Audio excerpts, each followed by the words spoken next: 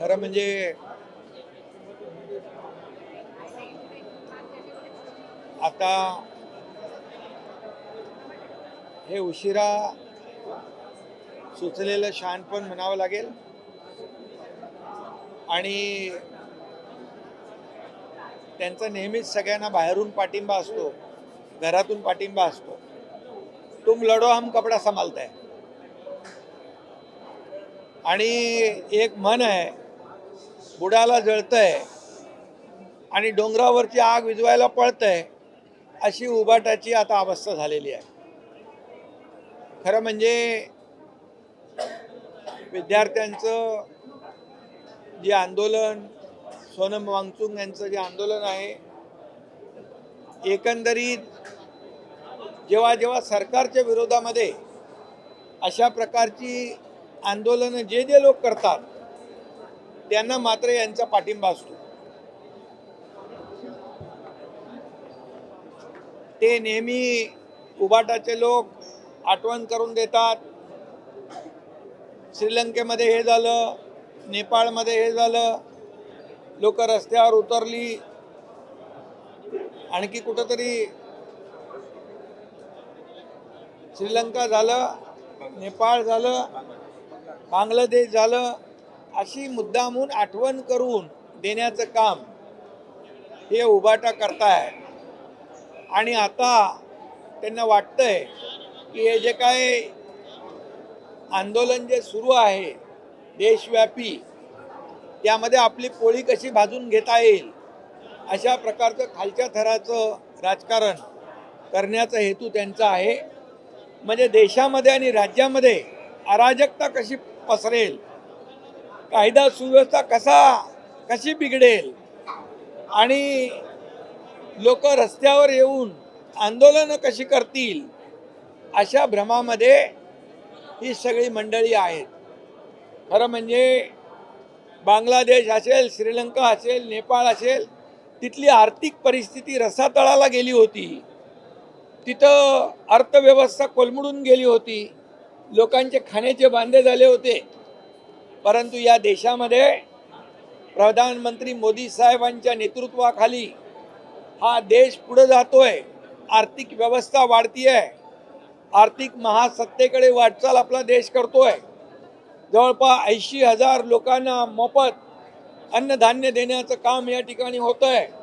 32 कोटी लोकांना दारिद्र्य रेषेच्या वर आणण्याचं काम देशाने केलंय. त्यामुळे हा फरक आहे. इतर देशामध्ये झालेलं अराजकता पसरलेली ती या देशामध्ये किंबहुना या राज्यामध्ये परिस्थिती उलटी आहे. आणि म्हणूनच 2014 पूर्वीचं आपण पहा की UPA काँग्रेस सरकारच्या काळात झालेले भ्रष्टाचार, झालेले मोठे मोठे स्कॅम हे या देशातल्या युवकांनी पाहिलेले आहेत. आणि म्हणून 2014 नंतर या देशातला युवा वर्ग हा प्रधानमंत्री मोदीजींच्या सोबत आहे, आजपर्यंत आहे. 2014 नंतर झालेली देशाची प्रगती तो युवा पाहतोय. मिळणाऱ्या हाताला नोकऱ्या, मिळणारं काम हा युवक पाहतोय. आणि म्हणूनच याची पोटदुखी जी आहे, आणि म्हणून हा युवा जो आहे हा देशाच्या प्रधानमंत्री नरेंद्र मोदीजी जे या देशाला पुढे नेत आहेत त्यांच्याबरोबर साथीने हा पुढे चाललेला आहे. आणि म्हणून मोदीजींनी अनेक निर्णय घेतले. युवक, गरीब, शेतकरी, महिला हे 4-5 वर्ग जे आहेत या वर्गांना न्याय देण्यासाठी अनेक योजना सुरू केलेल्या आहेत. त्यामुळे हे जे काही यांच्या मनामध्ये आहे की देशामध्ये अराजकता पसरली पाहिजे, देशामध्ये कायदा सुव्यवस्था बिघडली पाहिजे, आणि म्हणून हे जे काय आहे हे लोकांना प्रोक करण्याचं काम, भडकवण्याचं काम या ठिकाणी करतायत. परंतु त्यांच्या प्रयत्नांना यश कधीच येणार नाही. कारण हा देश, या देशाला एक संस्कृती आहे, या राज्याला एक संस्कृती आहे, आपल्या परंपरा आहे. आणि म्हणूनच हा केविलवाना प्रयत्न आहे. का जाऊन तिकडे बसत नाही त्यांच्याबरोबर? का घरातूनच तुम्ही तुम लढो हम कपडा संभालते आहे? नेहमी बाहेरून पाठिंबा, आमचा इथून पाठिंबा. दिल्लीला जात नाही म्हणतात, जिथं आहे तिथून पाठिंबा द्यायचा असं म्हणतात. जाणार का म्हणून विचारलं दिल्लीला त्यांना. मग मी तेच सांगतो, तुम लढो हम कपडा संभालते आहे, अशा प्रकारची परिस्थिती आहे. आणि म्हणून मगाशी मन सांगितली, बुडाला जळतंय आणि डोंगरावरची आग विझवायला पळते, अशी उभाट्याची परिस्थिती निर्माण झालेली आहे. त्यांना काही कळत नाही की कधी काय आंदोलन करायचं. जे हनुमान चालिसामध्ये जे बोलणारे त्यांना जेलमध्ये टाकलं, आता त्यांना राम रक्षा आठवली आहे. आता त्यांना कळलंय की जो राम का नहीं वो किसी काम का नहीं, म्हणून राम रक्षा सुरू होती आहे. आणि म्हणून मी बोललोय विधान परिषदेमध्ये. परंतु मी आपल्याला एवढंच सांगतो, किती काही केलं तरी सुद्धा, किती हिंदुत्वाचा हाव आणला तरी सुद्धा, हिंदुत्व त्यांनी बाळासाहेबांचे विचार सोडले तेव्हाच सुटलेला आहे. स्वातंत्र्यवीर सावरकरांना माफीवीर म्हणणाऱ्यांच्या मांडीवर बसले तेव्हाच सोडलेला आहे. आणि म्हणून या देशाच्या प्रधानमंत्र्यांवर नेहमी या ठिकाणी आरोप करायचे. अरे ज्यांनी राम मंदिर बांधून दाखवलं, ज्यांनी 370 कलम हटवून दाखवलं, बाळासाहेबांचं स्वप्न ज्यांनी साकार केलं, त्यांच्यावर तुम्ही आरोप करताय. आणि म्हणूनच हा एक केविलवाना प्रयत्न आहे. मी आपल्याला एवढंच सांगतो की आता त्यांच्याकडे कुठलेही मुद्दे नाहीत. आणि म्हणून अशा प्रकारचे जे त्यांनी सोडलेले मुद्दे, विधानसभेच्या अधिवेशनामध्ये हिंदुत्वाचा मुद्दा घेऊन चूक केली, हिंदुत्वाचे विचार घेऊन चूक केले असं म्हणणारे आता म्हणतायत गर्व से कहो हम हिंदू आहे. आणि राम रक्षा हे आंदोलन ते करतात. हा मोठा विनोद आहे. तुम्ही दिल्लीला आलेला आहात, मंत्रिमंडळ विस्तार कधी होणार आहे? काय शिवसेनेला मिळणार आहे दिल्लीमधून? शिंदे साहेब, मित्रपक्ष म्हणून तुमच्या खासदारांची संख्या वाढली, तू दावा करताय अतिरिक्त मंत्रिपद मिळावं? खरं म्हणजे आमची युती जी आहे NDA सोबत, ही एक वैचारिक गठबंधन आहे, वैचारिक युती आहे. ही आमची खुर्चीसाठी सत्तेसाठी झालेली युती नाही आहे. आणि तुम्ही बार्गेनिंग कधी आमचे शिवसेना करत नाही, करणार नाही. ही एक वैचारिक विचारधारेने जोडलेली युती आहे. आणि त्यामुळे NDAला मजबूत करण्याचं काम आम्ही करू.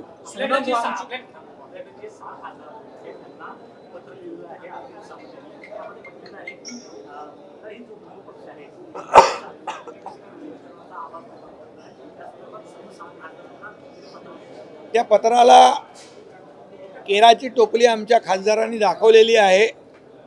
त्यांच्या पत्राला विचारतो कोण? लोकशाहीमध्ये नियमाप्रमाणे 2/3 मेजॉरिटीला महत्त्व आहे. आणि बाकायदा लोकसभा स्पीकर यांच्याकडे जाऊन 6 खासदारांनी पत्र देऊन सगळी प्रक्रिया पूर्ण केलेली आहे. ही फक्त हा केविलवाना प्रयत्न आहे. कोर्ट कचेऱ्या करणं, हे करणं, ते करणं. त्यामुळे कुठल्याही त्यांचा त्या पत्राचा परिणाम आमच्या खासदारांवर होणार नाही. दुसरीकडे जर बघायचं असेल तर चेंबूरची जी घटना घडली त्यामध्ये पालिका आयुक्तांनी ते अहवाल आलेला आहे, त्यामध्ये कुठेतरी अधिकाऱ्यांना बचाव आहे ते केलं जातं असं पाहायला मिळतं. ठाण्यामध्ये एक बॅनर पडला, तिकडे देखील अशा पद्धतीने मी ताबडतोब ठाण्यातल्या आयुक्तांना फोन केला. सगळे बिलकुल बॅनर काढून टाका, एकही बॅनर ठेवू नका आणि कुणालाही बेकायदेशीर बॅनर लावून देऊ नका. बेकायदेशीर बॅनर लावतील त्यांच्यावर कारवाई करा.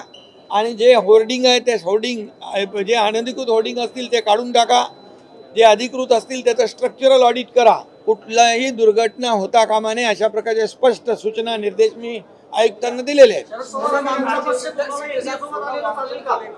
पवार साहेब आणि त्यांचा पक्ष NDA सोबत आलेलं चालेल का राज्यात आणि केंद्रात?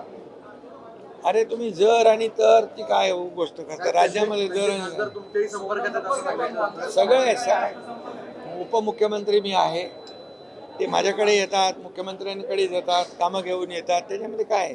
सोनम वांगचुक को लेकर जिस तरीके से सपोर्ट करने का फैसला किया गया उद्धव ठाकरे द्वारा, कैसे देखते हैं? सोनम वांगचुक जी को जो सपोर्ट उबाटा ने किया है, ये सिर्फ मैं कहता हूँ कि एक राजनीतिक फ़ायदा उठाने का एक कोशिश है। और मैं ये कहूँगा कि वो हमेशा कहते हैं बंगाल में ये हो गया, बांग्लादेश में ये हो गया, नेपाल में हुआ, श्रीलंका में हुआ। ये ऐसे बोल बोल के यहाँ के युवाओं को उकसाने का काम, कोशिश ये उबाटा करती है या कांग्रेस करती है।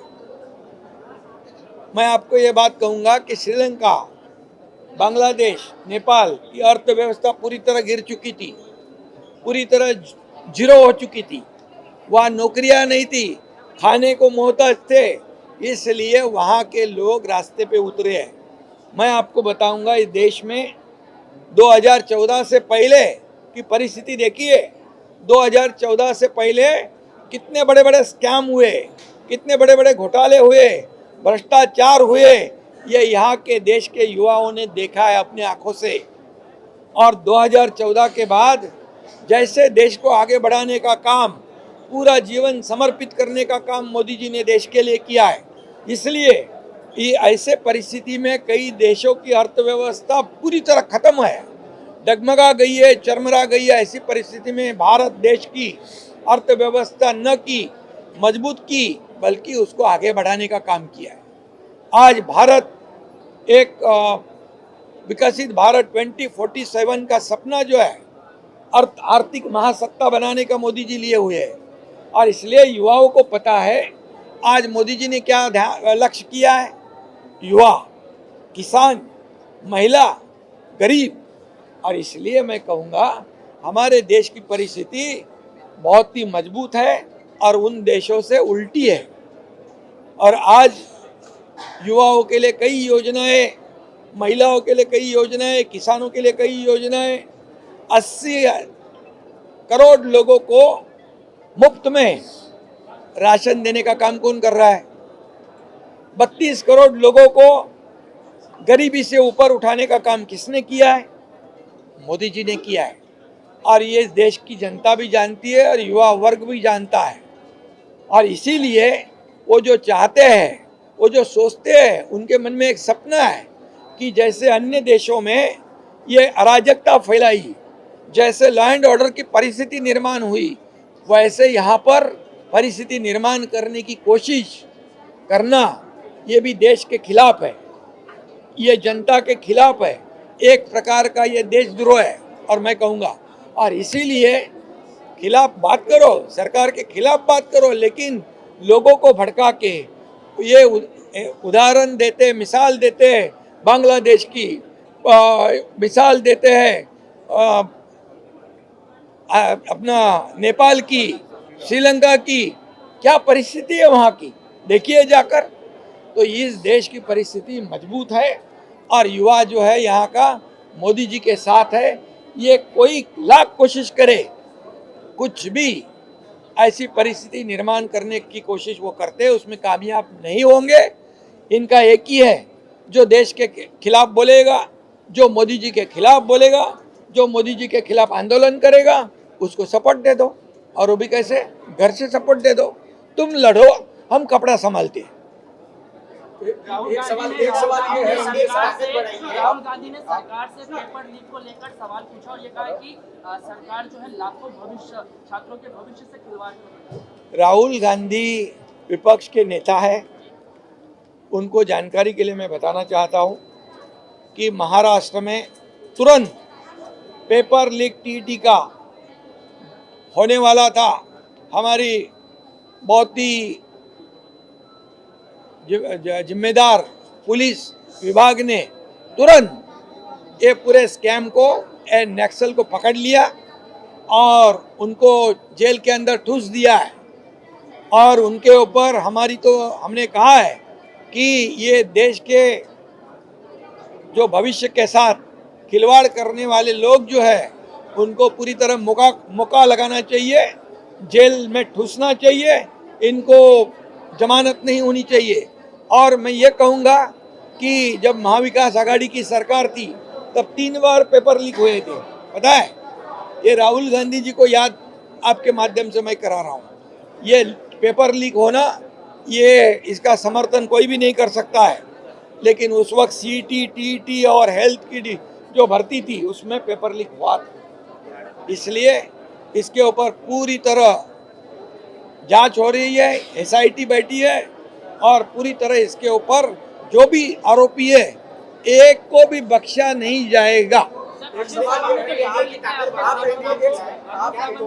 लिखा है आपके सांसदों को, उसके अंदर क्या कहेंगे विलय मर्जर के विषय में? देखिए, हमारे 7-6 सांसद जो आए हैं उन्होंने पूरी तरह जो कार्रवाई होती है, संसदीय कार्रवाई होती है, लेजिस्लेचर कार्रवाई होती है, प्रक्रिया होती है, वो पूरी तरह पूरी करी है। लोकसभा के स्पीकर के सामने जाकर 2/3 मेजोरिटी के साथ उन्होंने शिवसेना ज्वाइन की हुई है। इसलिए ये कोई नोटिस का असर हमारे सांसदों पे होने वाला नहीं, शिवसेना के ऊपर होने वाला नहीं। वो लेटर उन्होंने हमारे सांसदों ने फाड़ के टोकरी में फेंक दिया है, उसका कोई वजूद नहीं है। मंत्रिमंडल विस्तार को लेकर के किस तरीके से देख रहे हैं, क्योंकि केंद्र में आपकी ताकत अब बढ़ी है और एनडीए में बड़े पार्टनर के तौर पर आप हैं। देखिए, केंद्र में हमारी ताकत नहीं, एनडीए की ताकत बढ़ी है। हमारे प्रधानमंत्री नरेंद्र मोदी जी की ताकत को हमें बढ़ाना है। उनकी ताकत बढ़ी तो देश की ताकत बढ़ेगी। इसलिए हमारा एजेंडा जो है ये बार्गेनिंग करना, हमारे इतने बढ़ गए तो हमें ये चाहिए, वैसे शिवसेना नहीं है। शिवसेना बाला साहब ठाकरे जी के विचार वाली शिवसेना है, एक विचारधारा से जुड़ी है और ये विचारधारा से जुड़ी है। इसलिए हमारा जो एजेंडा है इस देश का विकास, इस महाराष्ट्र का विकास।